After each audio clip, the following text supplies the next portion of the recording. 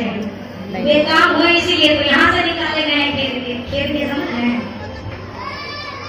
बेकाम हो गए इसीलिए तो यहाँ से भगाए गए, भरे हुए तो। और जब यहाँ के गवर्नमेंट ने छुट्टी दे दी तो वहाँ के गवर्नमेंट के यहाँ कहाँ ही काम आने वाले हैं। यही वक्त है जो कहते हैं ना, आखिरी में सब आखिरी में। आप बैंक में पैसे रख के देख लो, कितने भी पैसे हो, जब वेंटिलेटर पे जाएंगे तो कितना खर्च करना है इस बात का चेक घर वाले फाइनल करेंगे। आपके हाथ में कुछ नहीं है, कितना देना है। डॉक्टर साहब कहते देखो भैया 15 लाख लगेगा, लेकिन बाबूजी तुम्हारे 2 महीना ज्यादा जिएंगे नहीं। तो आज का वो समय है कि बेटा भी कहेगा जब 2 महीना बाद मरना ही है तो 15 लाख बच ही जाए कम से कम। बाबूजी जब 2 महीना बाद मरेंगे 2 महीना पहले सही गोविंद है नमो नमः। तो क्या ही चिंता है, अपना बना के चलो खाता, अपना सारा इंतजाम बराबर रखिए ताकि हमें किसी के आगे हाथ नहीं फैलाना पड़े। गोस्वामी जी कहते हैं सो सुख धाम राम बस नाम, ये समस्त सुखों के धाम है। आगे क्या कहा, विश्व भरण पोषण कर जोई का कर नाम भरत जो संसार का भरण पोषण करते हैं। अब भरण पोषण का मतलब क्या, हमने यहाँ तक भरण पोषण का मतलब समझा है भोजन, पर वास्तव में इस जीव का असली आहार दाल चावल सब्जी रोटी ये तन का आहार है, पर मन का असली आहार प्रेम है। और जिस दिन इस प्रेम का ही अभाव होता है ना, व्यक्ति कई बार आत्महत्या कर लेता है, उसे लगता है हमको कोई मानता ही नहीं है, कोई पूछने वाला नहीं, प्रेम ही नहीं है किसी को हमसे। बिना प्रेम के जीवन बेकार है। प्रेम परिचय को पहचान बना देता है, प्रेम वीराने को गुलिस्तान बना देता है। हम अपनों की कहते हैं गैरों की नहीं, प्रेम पत्थर को भी भगवान बना देता है।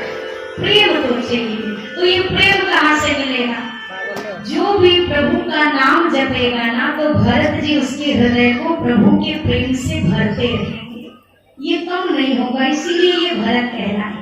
तीसरे नंबर पे कहा जाके सुमिरन ते रिपुनाशा नाम शत्रुहन वेद प्रकाशा। घर के अंदर वाले दुश्मन ज्यादा खतरनाक है कि घर के बाहर वाले? अंदर वाले ना, बाहर वाले तो कभी एक आध बार भेटा गए मोहल्ला में, और घर वाले तो पता चले सोए ही है तब तक बोलो सियावर रामचंद्र की पालन कर दिया सीधा।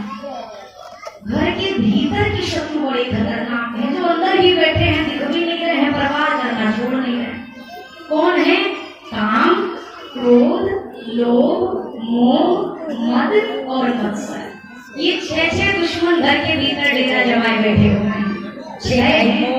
अब जब हम भजन करते हैं ना तब ये दुश्मन अपना काम दिखाते रहते हैं, तब दिखाते हैं। अब माला जपने बैठे, इसी तरह फोन आ गया, और वो जो आपने पेमेंट बाकी रखी तो आज हम दे नहीं पाएंगे आप। अब माला हाथ से छूट गया, लेकिन 1 महीने से हमको लगता है, आपको समझना चाहिए कितनी जिम्मेदारी है। ले एक दुश्मन का अटैक हो गया भजन में, माला करने बैठे हैं, अब माला कर ही रहे हैं, तब तक राम राम से मन हटा ये आ रहा है कि फलाने के यहाँ इतना बढ़िया मोटरसाइकिल नहीं, हमारे यहाँ भी इस दिवाली में तो आई जानी चाहिए। दूसरे दुश्मन का अटैक भजन पे हो गया। हमारे भजन पर ये जो दुश्मन वार करते रहते हैं, शत्रुघ्न भैया का नाम जपने से इन दुश्मनों का मर्दन होता है, ये शत्रु समाप्त होते हैं। काम बहुत खतरनाक है, चाह बहुत खतरनाक है। देखो जैसे कामना हुई कि मुझे किस बार बढ़िया कोई 30 लाख की गाड़ी मिले या कोई अच्छा बंगला मिले, 40, 50, 60, 80 लाख का। अच्छा ऐसा तो नहीं है कि अगर 40 लाख की वस्तु ये मिल गई तो हमें 50 लाख की कामना नहीं होगी कि नहीं होगी? भगवान से बोलोगे तो भगवान 40 लाख वाली, 40 वाली, अब 40 की मिल गई तो फिर 2-3 साल बाद क्या कहेगा आदमी? 50 लाख। अच्छा कामना पूरी हो गई तो क्या बढ़ गया? लोभ बढ़ा ना, कुछ और चाहिए, अब ये नहीं और कुछ, लोभ बढ़ा। अच्छा कामना अगर आप भगवान के सामने 1 महीना नंगे पांव दर्शन करो कालू बाबा के, केवल गाड़ी मांगो, और बाबा देख रहे हैं कि गाड़ी तुम्हारे लिए अच्छी नहीं है, ठुक जाओगे चोट लगेगी, अब बाबा नहीं दे रहे गाड़ी। अब 1 महीने नंगे पांव की यात्रा में आपको पता चला गाड़ी तो नहीं मिली, तो क्या आएगा? क्रोध। सुनते ही नहीं है। अब क्रोध आया। अच्छा आप से आपको नहीं मिली, आपके किसी रिश्तेदार को मिल गई। अब क्या आएगा? ईर्ष्या, मेरे पास नहीं तो उसके पास क्यों। कामना पूरी हुई तो लोभ आया, नहीं पूरी हुई तो क्रोध आया, किसी और की पूरी हुई तो ईर्ष्या आई। संत कहते हैं भैया ये कामना ना ये माँ है इन लोगों की, अकेले नहीं आती। जब जब कामना आती है तो अपने छोटे छोटे लड़का बच्चे अपने साथ लेके आती है। इसके बच्चे इसके साथ हैं, कोई कहीं लोभ घूम रहा है, कहीं क्रोध घूम रहा है, कहीं ईर्ष्या घूम रही है। और एक बात, अगर चाह पूरी हो जाए तो लोभ तो आता ही आता है, अभिमान नहीं छोड़ता, मद ये भी आएगा, मद आएगा। हमारे पास जो है वो और किसी के पास भी नहीं है, ये इसका चौथा है। ये भी साथ ही साथ उंगली पकड़ के चल रहा है। इन शत्रुओं का अगर मर्दन कराना है तो उसके लिए एक रास्ता गोस्वामी जी ने लिखा कि जो शत्रुघ्न जी के नाम का जाप करेंगे उनके जीवन से इन शत्रुओं का मर्दन होगा और भगवान के भजन की बाधा समाप्त होगी। अंत में कहा लक्षण धाम राम प्रिय सकल जगत आधार, गुरु वशिष्ठ के ही राखा लक्ष्मण। गुरुदेव ने अंत में नाम कर दिया है लक्ष्मण जी का। कौन है? लक्षण धाम। ये समस्त शुभ लक्षणों के धाम है। और सबसे बड़ी इनकी विशेषता क्या है? राम तो पूरे संसार को प्रिय है ना। बाबा तो पूरे नलगढ़ को प्रिय है। और बाबा को कौन प्रिय है? मुद्दा तो इस बात का है। राम जी ये नहीं लिख रहे गोस्वामी जी के लक्ष्मण जी राम जी को बहुत प्रेम करते हैं, नहीं, क्या लिखे? लक्ष्मण जी से राम जी बहुत प्रेम करते हैं, राम प्रिय।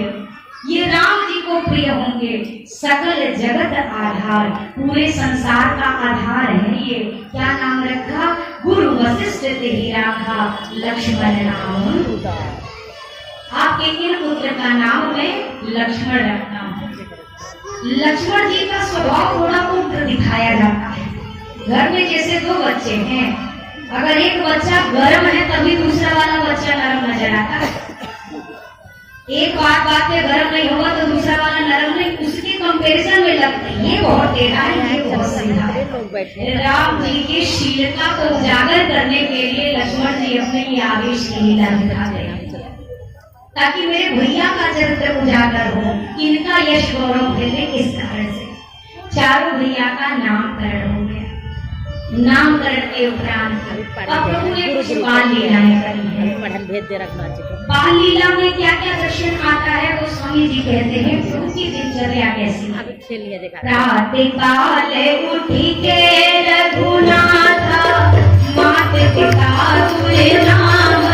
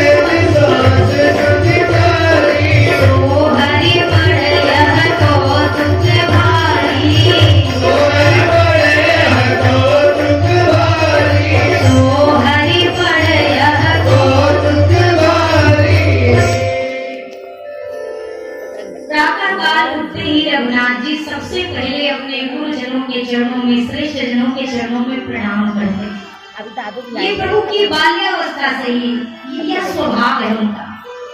अगर बाल लीला की चर्चा करूं तो मानस जी में, हालांकि इसका बहुत विशेष वर्णन विस्तार में इस कथा का नहीं है, पर एक कथा जो संतों के मुख से कई बार सुनने में आती है और मानस में एक जगह लिखा गया है, भरत राम ही की अनुहारी सहसा लखी न सकई नर नारी।